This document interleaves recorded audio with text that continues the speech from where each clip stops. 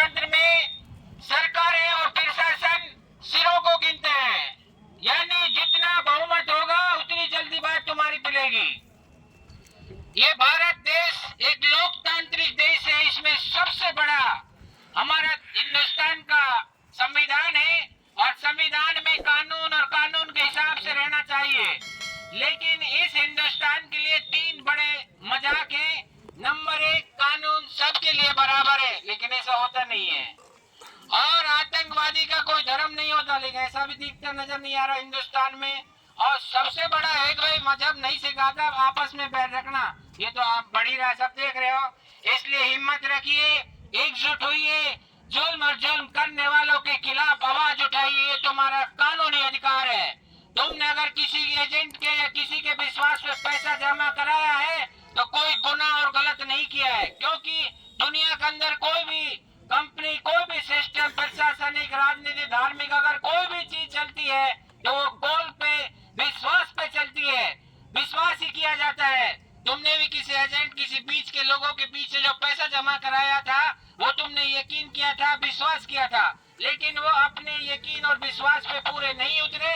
लेकिन अब जनता, हरियाणा, राजस्थान, यूपी के जो पीड़ित लोग हैं वो एकजुट हो रहे हैं। और मैं सबसे बड़ी जो श्रेय देना चाहता हूँ, जो हमारे मीडिया बंधु हैं, यूट्यूब चैनल वाले हैं, मैं इनका शुक्रगुजार हूँ, मुबारकबाद देता हूँ, जो इस तरह की उन्होंने मुहिम चला के लोगों को घर घर जा जाके उन्होंने लोगों को जगाया है।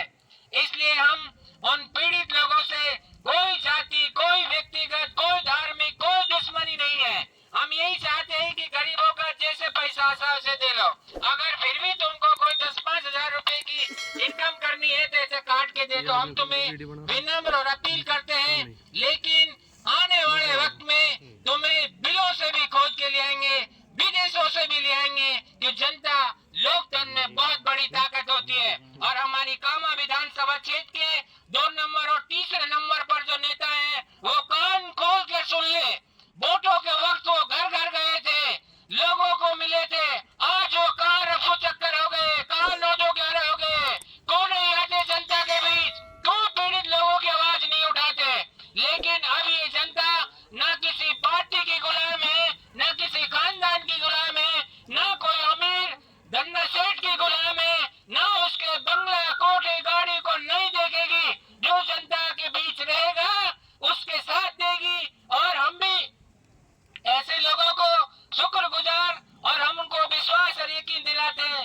मैं पर्सनल, अगर मैंने कोई गड़बड़ की है तो अगर मेरे पर उंगली उठाई है, मेरी इंसानियत होगी तो मैं उस गलत काम को छोड़ूंगा। और यही होना चाहिए। हमें किसी से कोई लोभ और लालच नहीं है, लेकिन एक आवाज बननी पड़ती है, एक आवाज उठानी पड़ती है।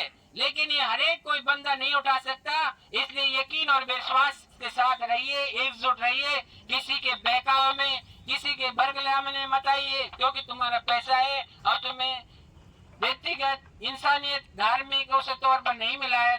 जो सरकारें हैं, प्रशासन है, उससे हम सहयोग चाहते हैं, उस पर हम अपनी अपील रख रहे हैं कि भाई इस तरह हमारे साथ फ्रॉड, दगाबाजी हुई है, समय रहते हुए उनका पैसा दिला दिया जाए। उन्होंने कुछ भी करे, चाहे अपनी जमीनें बेचे, चाहे अपनी औलादें बेचे, इन गरीबों का पैसा जल्द से जल्द वापिस होना चाहिए। नहीं रोजों ईद के बाद एक बहुत बड़ी मीटिंग होगी और किसी भी तरीके से अगर कोई फ्रॉडबाजी करता है किसी भी धर्म और मजहब के लोगों के साथ, उनको बख्शा नहीं जाएगा। और हिंदुस्तान में जो धार्मिक मुद्दों की बात करता है वो देश के लिए सबसे खतरनाक है। अगर विकास के मुद्दे हैं, शिक्षा, चिकित्सा, रोजगार, उद्योग धंधे, नल, बिजली, ये होनी चाहिए। लेकिन आज लोगों को ऐसे माहौल में बहाया जा रहा है, डराया धमकाया जा रहा है। लेकिन मेरा कहना यह है कि दंगी दोषी करके, भूखे प्यासे रख के, चाहे तुम्हें भोजन की थाली क्यों ना बेचनी पड़े, अपने बच्चों को पढ़ाओ लिखाओ। अगर कोई बच्चा पढ़ेगा लिखेगा, शिक्षा